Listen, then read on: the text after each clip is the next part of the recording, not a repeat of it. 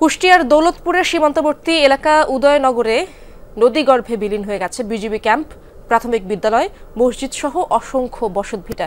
এ বিষয়ে জানার চেষ্টা করব সহকর্মী রুহুল আমিন বাবুর কাছ থেকে। রুহুল আমিন, এখন সেখানকার পরিস্থিতি কেমন দেখছেন? মানুষের ভোগান্তির চিত্র তো অবশ্যই আপনার চোখে পড়েছে, সেই খবরগুলো জানাবেন।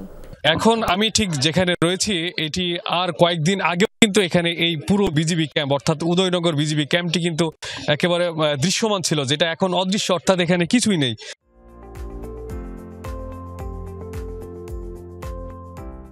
আর সামান্য একটু অংশ রয়েছে যেটা ওয়াচ টাওয়ার, সেই অংশটি শুধু দেখা যাচ্ছে, আর বাদবাকি কিন্তু সব নদীগর্ভে বিলীন হয়েছে। অর্থাৎ সব থেকে গুরুত্বপূর্ণ যে বিষয়টি হচ্ছে সেটি আর কিছুখানি দূরেই কিন্তু ওপারে কিন্তু ভারতীয় সীমান্ত, এবং এইটা যদি এই ক্যাম্পটি যদি এখানে না থাকে তাহলে কিন্তু একেবারে পুরো অরক্ষিত এলাকা হয়ে যাবে এই উদয়নগর এলাকাটি। এবং এখানে যেসব স্কুল ছিল তাদের কিন্তু এখন পড়াশোনা রীতিমতো বন্ধ রয়েছে, এবং যেসব বসতভিটা ছিল তারাও কিন্তু উদ্বাস্তু হয়ে তারা অন্যত্র চলে যাচ্ছেন, অর্থাৎ অন্য কোথাও যাচ্ছেন। তারাও এখন মোটামুটি একেবারে ভিটামাটি ছাড়া হয়ে গেছেন।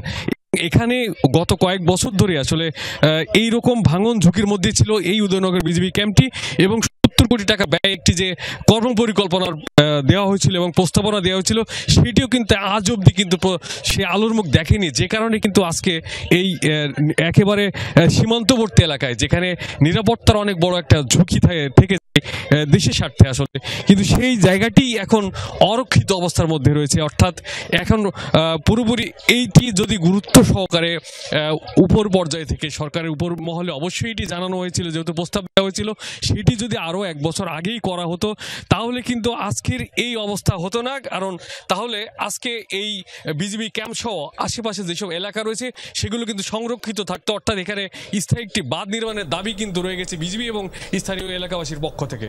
ধন্যবাদ আপনাকে রুহুল আমিন।